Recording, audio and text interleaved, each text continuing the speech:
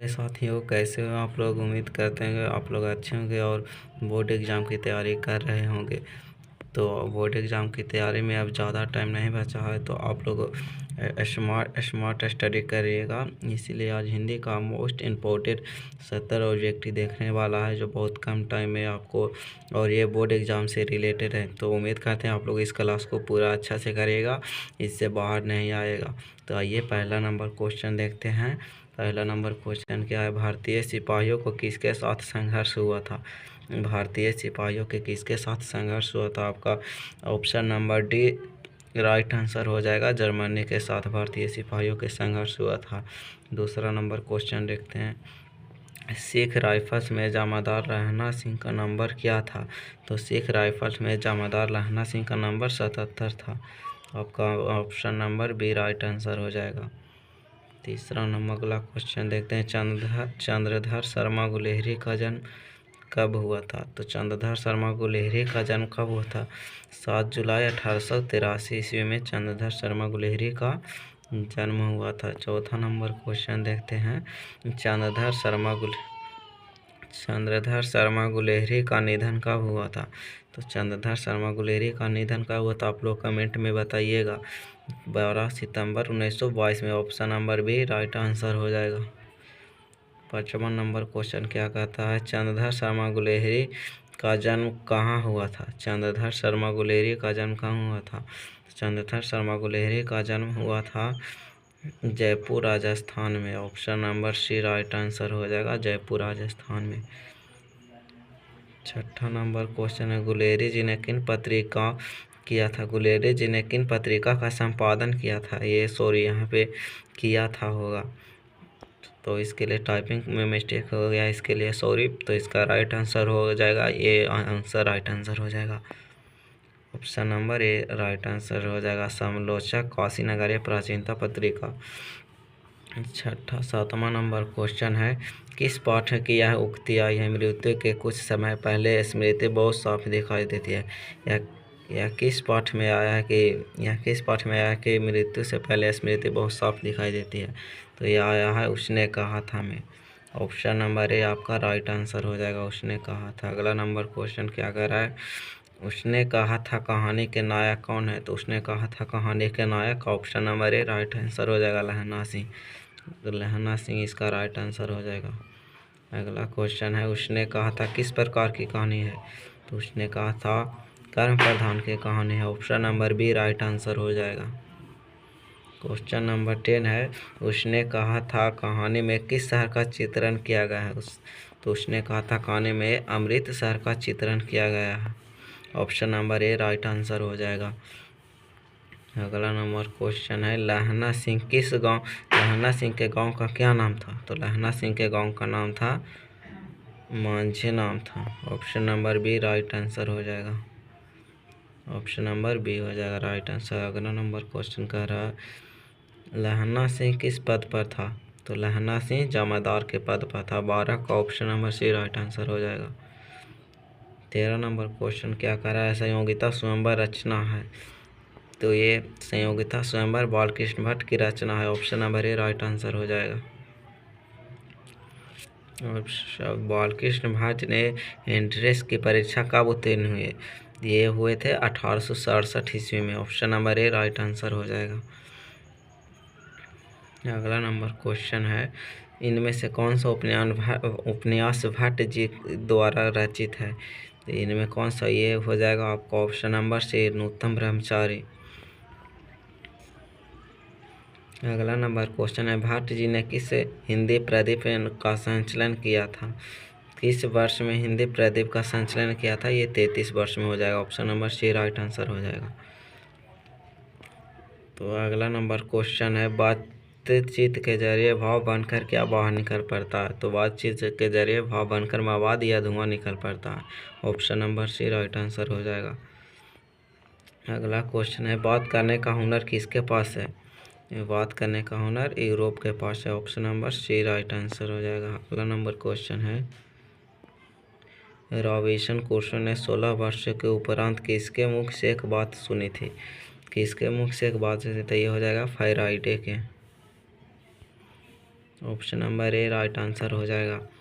20 number question है, बातचीत के माध्यम से बालकृष्ण भट्ट क्या बतलाना चाहते हैं? तो बातचीत के माध्यम से बालकृष्ण भट्ट बातचीत की शैली बतलाना चाहते हैं। Option number A right answer हो जाएगा। 20वां नंबर क्वेश्चन है, बातचीत शीर्षक निबंध के निबंधकार कौन है? तो बातचीत शीर्षक निबंध के निबंधकार बालकृष्ण भट्ट है।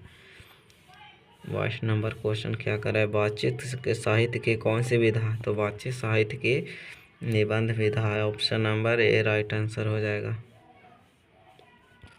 अगला नंबर क्वेश्चन है, बालकृष्ण भट्ट किस काल के रचनाकार थे? तो बालकृष्ण भट्ट ये आधुनिक काल के रचनाकार थे।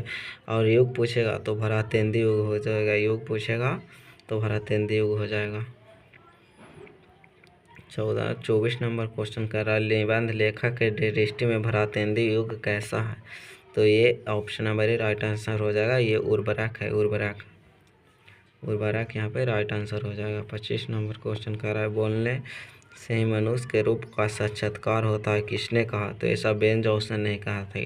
बोलने से बेन जॉन्सन हो जाएगा। तो 26 नंबर क्वेश्चन का, जयप्रकाश जी ने को किसका भाषण सुनकर अमेरिका जाने की प्रेरणा मिली थी?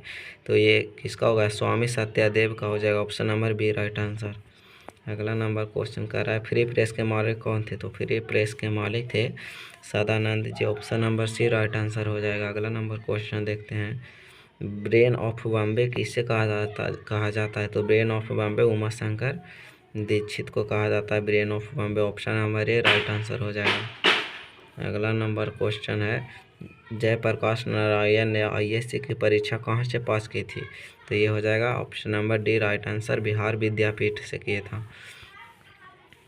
29 नंबर क्वेश्चन है, लेनिन की मृत्यु कब हुई थी? तो लेनिन की मृत्यु हुआ था 1924 में। Option number D right answer हो जाएगा। 30 नंबर क्वेश्चन करा, जयप्रकाश मार्क्सवादी कब बने थे? जयप्रकाश जी मार्क्सवादी कब बने थे? जब लेनिन की मृत्यु हुआ था भी वो मार्क्सवादी बने थे। Option number D right answer हो जाएगा 1924। अगला नंबर क्वेश्चन क्या कर रहा है, फणीश्वर नाथ रेणु की पुस्तक है? तो फणीश्वर नाथ में रेणु की पुस्तक है Maila Anchal. Option number D right answer हो जाएगा। अगला नंबर क्वेश्चन कर रहा है, 1974 में बिहार प्रदेश के मुख्यमंत्री कौन थे? तो 1974 में बिहार प्रदेश के Abdul Ghafoor. Option number B right answer हो जाएगा। किसे लोकनायक के नाम से जाना जाता है? तो लोकनायक के नाम से जयप्रकाश नारायण को जाना जाता है। Option number B right answer हो जाएगा।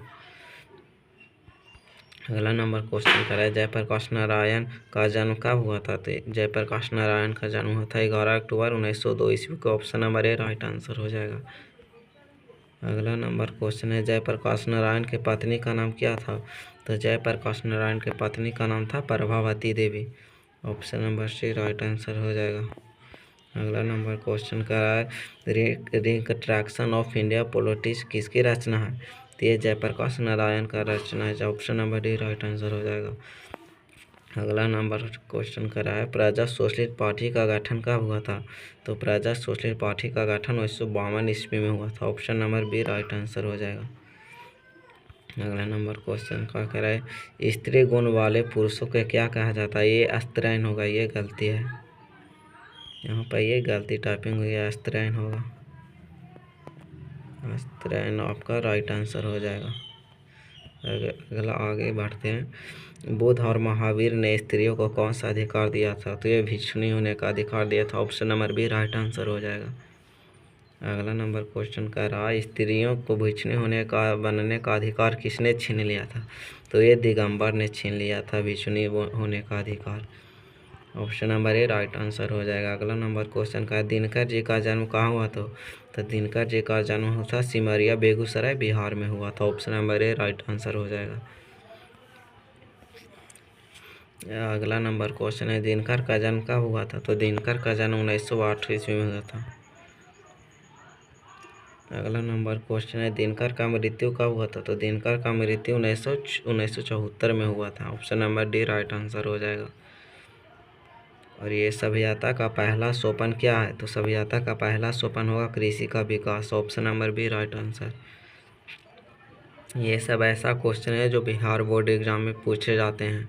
तो अच्छा से इस क्वेश्चन को कर ले जाइएगा, तो इसको से बाहर नहीं आइएगा। अगला नंबर क्वेश्चन है, दिनकर जी को भारतीय ज्ञानपीठ पुरस्कार उनके किस कृति पर मिला था? तो भारतीय ज्ञानपीठ पुरस्कार उसको मिला था उर्वशी पे। Option number A right answer हो जाएगा। अगला क्वेश्चन का है, संस्कृत के 4 अध्ययन किसकी कृति है? तो ये हो जाएगा रामधारी सिंह दिनकर के। Option number D right answer हो जाएगा। अगला नंबर क्वेश्चन कर रहा है, बापू मेरी माँ पुस्तक किसने लिखी? तो बापू मेरी माँ पुस्तक बापू की पोती ने लिखी थी। Option number B right answer हो जाएगा। अगला नंबर क्वेश्चन कर रहा है, कौन सी कृति रामधारी सिंह दिनकर की लिखी हुई है? तो ये शुद्ध कविता की खोज हो जाएगा। Option number A right answer. अगला नंबर क्वेश्चन कर रहा है, अगेय जी की पहली कहानी किस पत्रिका में प्रकाशित हुआ था? तो ये हो गया पत्रिका से। Option number D C right answer हो जाएगा। अगला क्वेश्चन कर रहा है,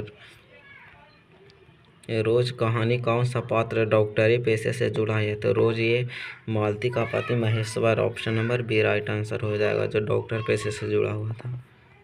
अगला क्वेश्चन क्या कर रहा है, अगेय जी ने किस वर्ष की उम्र में कविता लिखना शुरू किया था? तो ये 10 वर्ष की उम्र में कविता लिखना शुरू किया था।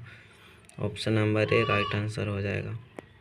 अगला नंबर क्वेश्चन कर रहा है, तार शपथ का संपादन कौन था? तो ये सच्चिदानंद हीरानंद वास्ते आगे हो जाएगा।